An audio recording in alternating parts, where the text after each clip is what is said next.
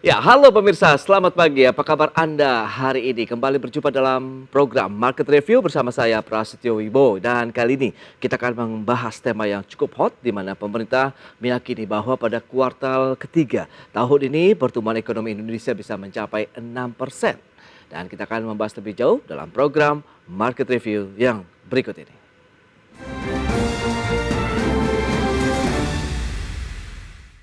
Ya, Presiden Joko Widodo memproyeksikan bahwa pertumbuhan ekonomi Indonesia pada kuartal 3 tahun ini akan mencapai 5,4 hingga 6%.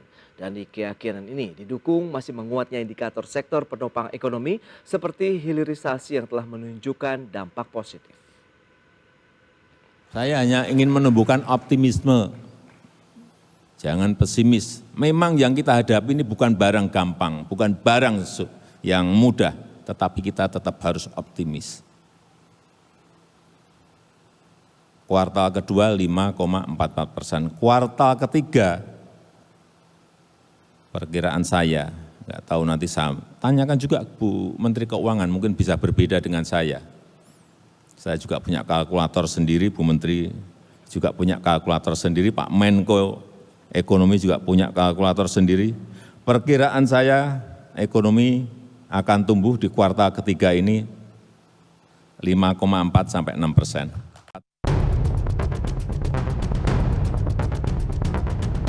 Demikian pernyataan Presiden Joko Widodo yang tetap optimis, realisasi pertumbuhan ekonomi tahun ini masih dapat tumbuh lebih baik. Dengan peningkatan di berbagai sektor ekonomi, Presiden yakin pada kuartal ketiga tahun ini ekonomi bisa tumbuh dengan rentang 5,4 hingga 6%. Perkiraan tersebut naik dibandingkan dengan kuartal kedua yang tumbuh 5,44%. Optimisme pertumbuhan ekonomi tersebut terlihat dari terus membaiknya sejumlah indikator ekonomi, di antaranya tingkat kepercayaan konsumen masih kuat dan indeks manufaktur masih tetap tinggi.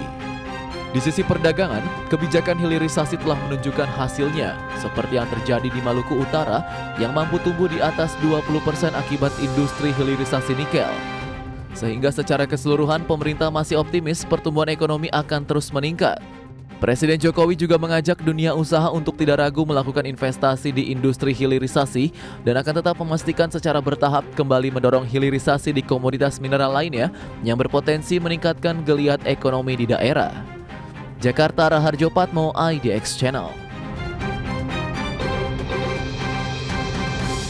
Untuk membahas tema kita hari ini, terkait dengan pemerintah optimis ekonomi pada kuartal 3 tumbuh 6%, kita sudah tersambung melalui Zoom bersama dengan Bapak Eko Listianto, Wakil Direktur Indef. Ya, selamat pagi, Mas Eko.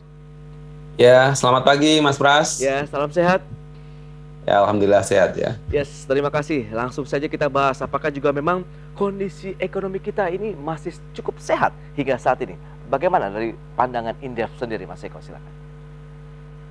Oke, baik Mas Pras ya. Ya kalau menurut saya, ya memang kalau kita bicara sampai dengan kuartal 3 ya, artinya pemulihan ekonomi ini ya masih dalam zona optimis ya, di mana kuartal 3 itu kan periodenya Juli, Agustus, September ya. Jadi secara rata-rata ya menurut saya memang masih dalam zona optimis tadi begitu. Namun demikian memang kalau proyeksi Pak Presiden ya 6% ya ini kalau kami mungkin melihatnya tidak sebesar itu ya, tetapi ya kalau disampaikan kira-kira setara dengan kuartal 2 yaitu mungkin ada benarnya begitu ya, mungkin sedikit lebih tinggi ya katakanlah 5,5 kira-kira begitu ya. Karena apa? Karena kalau melihat kuartal 3 secara keseluruhan kan sebetulnya di momen September ini sudah mulai ada tekanan-tekanan ekonomi begitu Mas Pras ya. 3 September pemerintah menaikkan BBM dan setelah itu terjadi kira-kira perkembangan baru ya sebetulnya dalam dalam beberapa indikator ekonomi yang terkini begitu, terkait optimisme ya dan terkait juga dengan terutama inflasi ya yang itu juga akan memengaruhi ya harapan Pak Presiden tadi untuk bisa tumbuh 6% di triwulan 3 begitu. Jadi ya kalau data sampai Agustus sih masih semuanya menghijau begitu ya. Tadi disampaikan indikator tendensi konsumen bagus begitu ya, terus PMI juga ekspansif begitu ya. Tapi ya kita harus lihat juga gitu ya, karena nanti di September eh, mungkin ceritanya sedikit berbeda ya terhadap indikator-indikator ini begitu.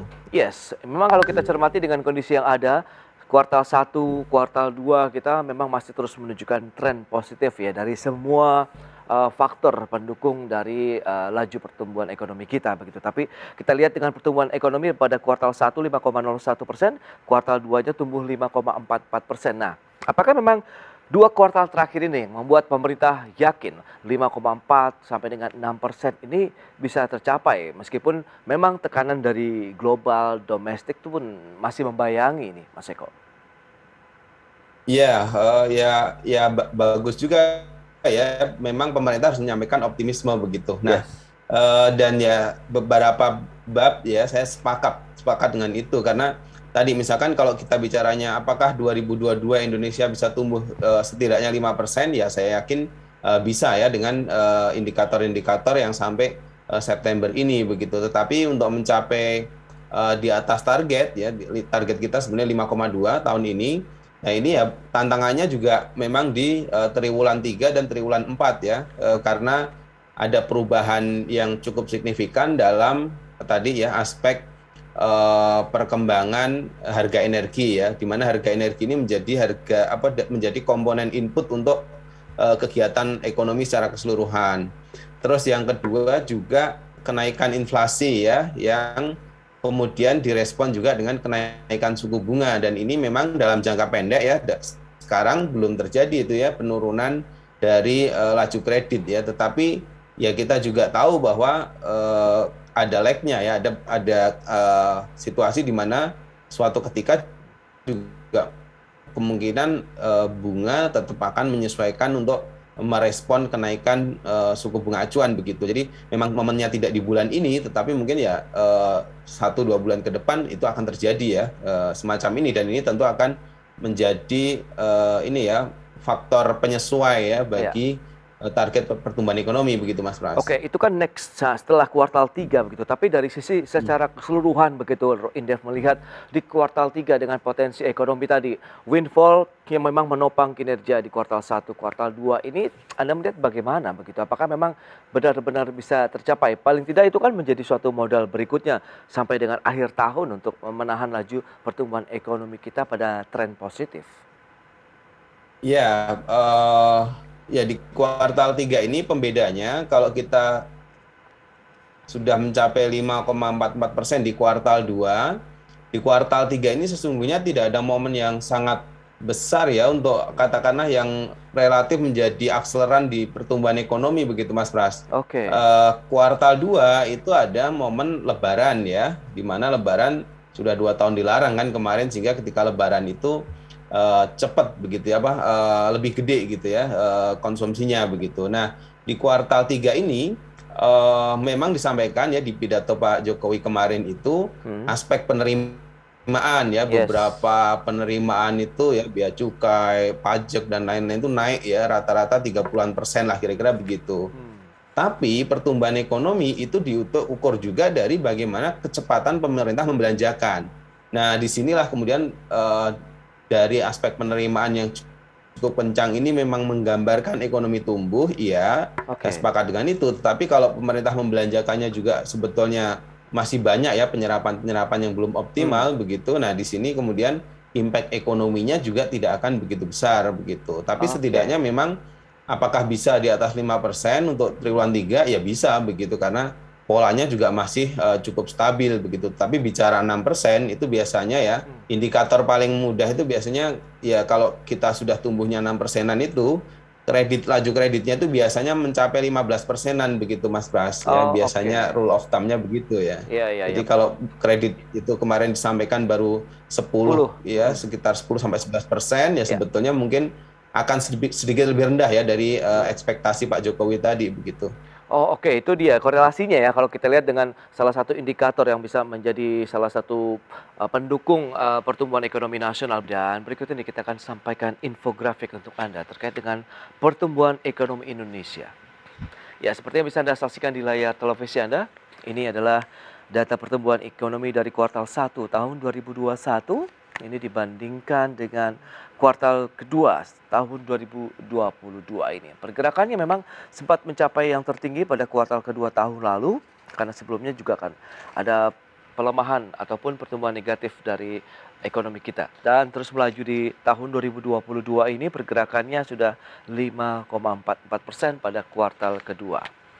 Dan selanjutnya, bagaimana dengan surplus neraca perdagangan Indonesia yang terus terjadi berbulan-bulan lah bisa dikatakan begitu. Dari Januari saja kita ambil sampai dengan Agustus, ini surplus sempat tertinggi di bulan April sekitar 7,56 miliar dolar Amerika. Kemudian sempat ada penurunan 2,9 miliar di bulan Mei, kemudian melaju kembali sampai dengan Agustus 5,75 miliar dolar Amerika. Dan bagaimana dengan pendapatan negara? Ini data dari Kementerian Keuangan per Agustus 2022.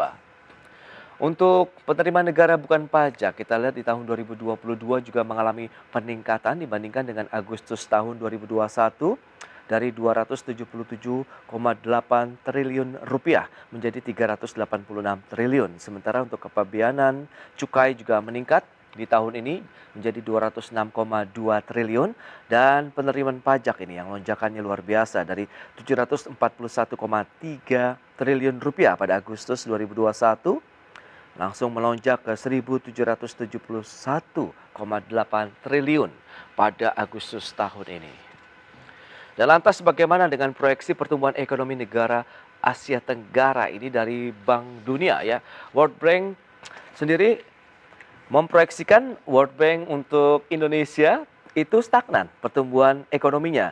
Dari tahun 2022 proyeksinya 5,1, kemudian 2023 5,1 juga. Sementara kita bandingkan dengan negara peers lainnya, Malaysia justru tahun 2023 ada penurunan, Filipina juga proyeksinya di tahun depan ada penurunan, Vietnam juga sama kecuali Thailand dan Kamboja. Ini yang masih menunjukkan tren positif untuk laju pertumbuhan ekonomi nasional Thailand dan Kamboja.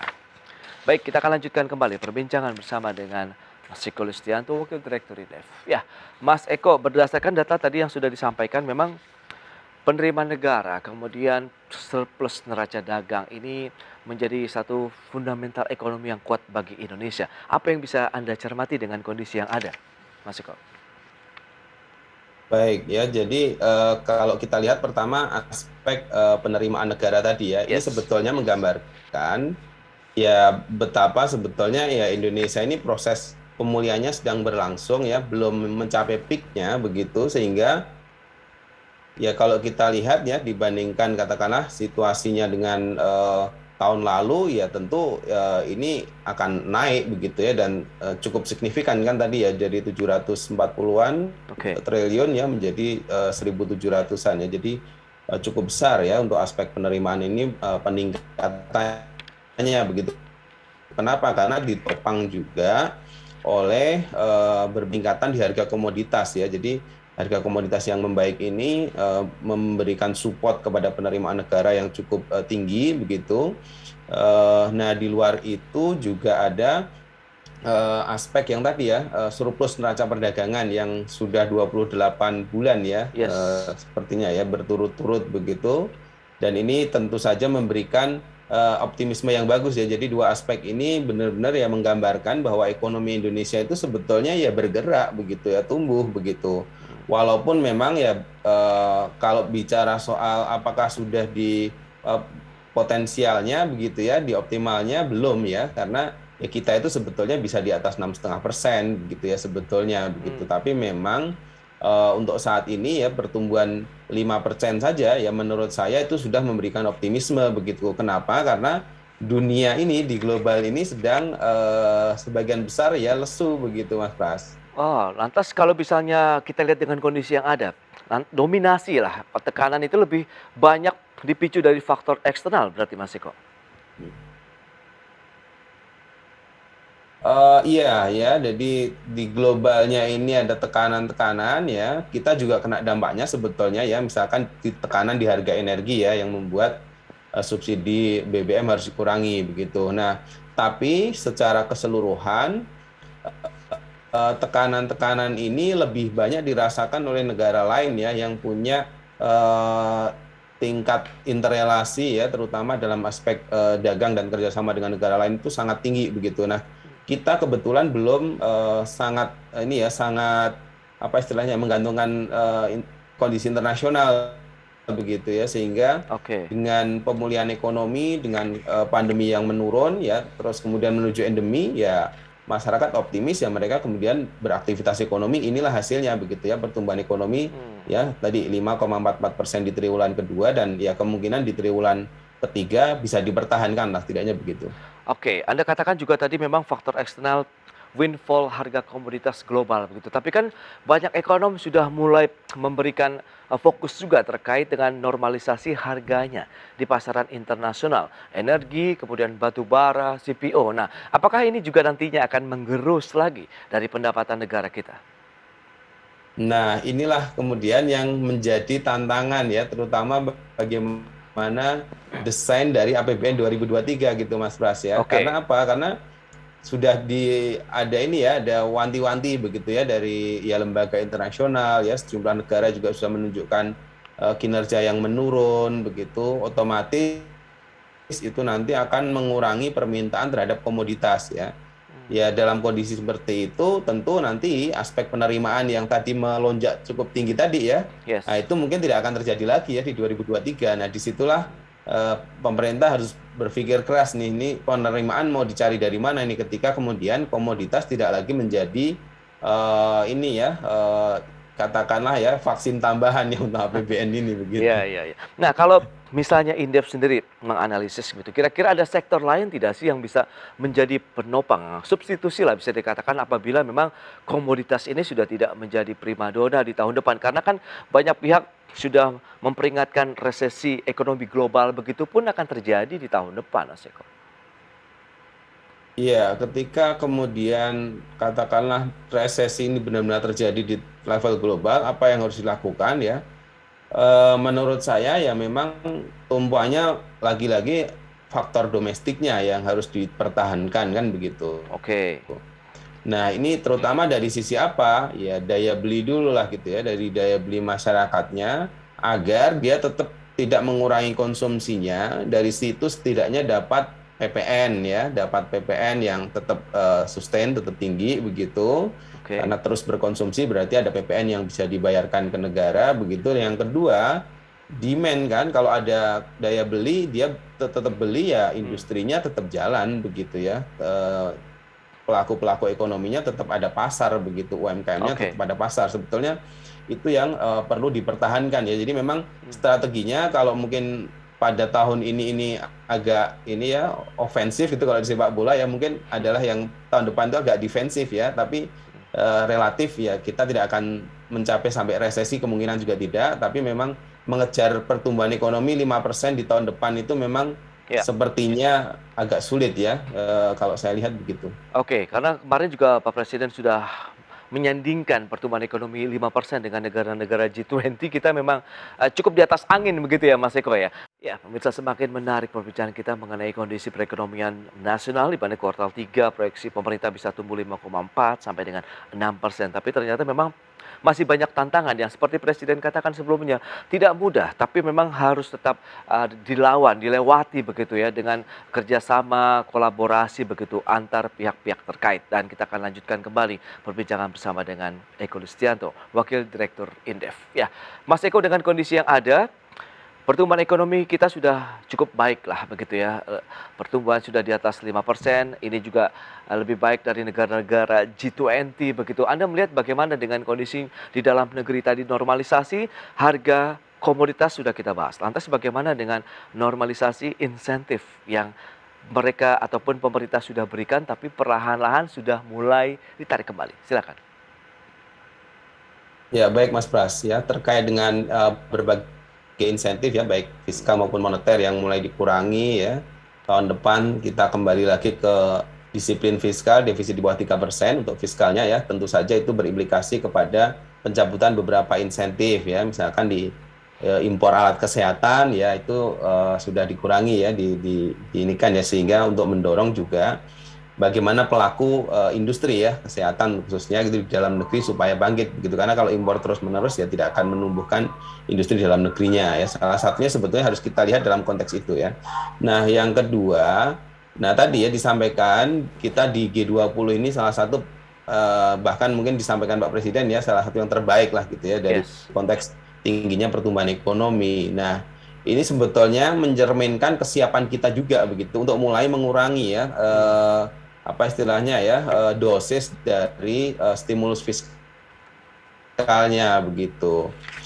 Kenapa? Karena memang ya ekonomi yang bagus memang kalau di sektor private juga harus digerakkan gitu. Jangan sangat tergantung dari bagaimana stimulus pemerintah begitu ya. Oke. Nah, ini yang juga penting begitu ya, sehingga memang diperlukan untuk mengurangi insentif dalam konteks karena kita sudah mulai pulih gitu ya. Ya. Pernyataan pulih ini juga harus diikuti dengan ya apa yang kemarin cukup jor-joran ya untuk PEN ini ya harus dikurangi begitu.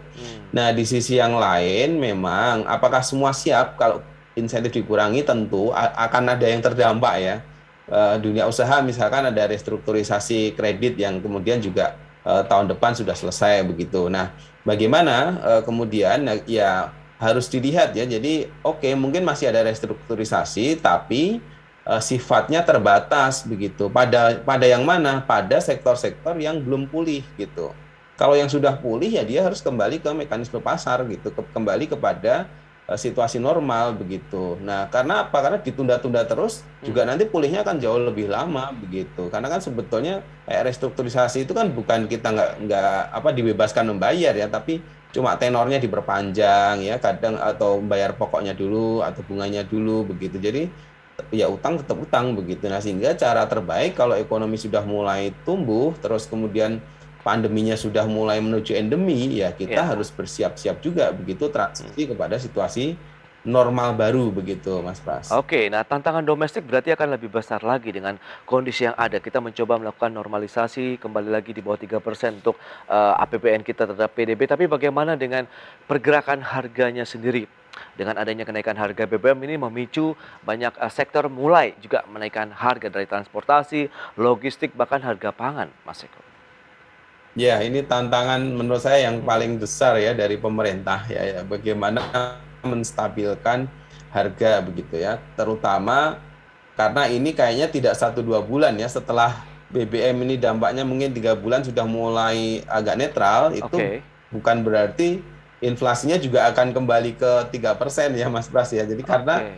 di sisi lain ya harga pangannya tetap saja naik begitu. Nah, di sini peran pemerintah tadi ya. Jadi menurut saya walaupun tadi amunisi fiskalnya juga sudah mulai diketatin ya di bawah 3% dan di sisi moneter juga ada upaya untuk kenaikan suku bunga acuan ya yang ini nanti lama-lama juga akan berimplikasi kepada kredit.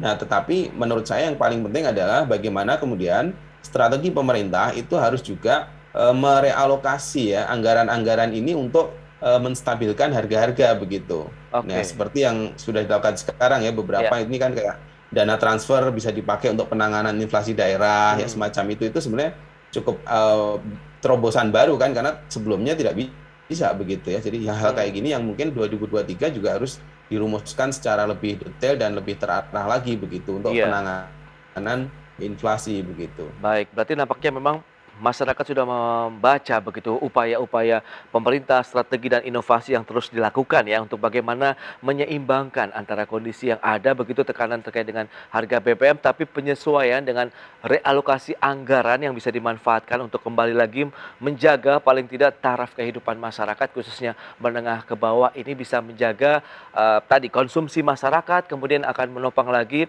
geliat ekonomi nasional ke depan begitu ya Mas Eko. Ya, Oke, siap. benar. Mas Eko, terima kasih banyak ini atas waktu dan sharing yang Anda berikan dan analisis yang menarik terkait dengan kondisi ekonomi Indonesia. Semoga nanti pada saat rilis ekonomi kita benar-benar bisa melaju ya. Paling tidak memang bisa menyentuh 6% ini suatu langkah yang luar biasa untuk masyarakat Indonesia tentunya. Terima kasih banyak, selamat melanjutkan aktivitas Anda kembali. Salam sehat, Mas Eko. Terima kasih.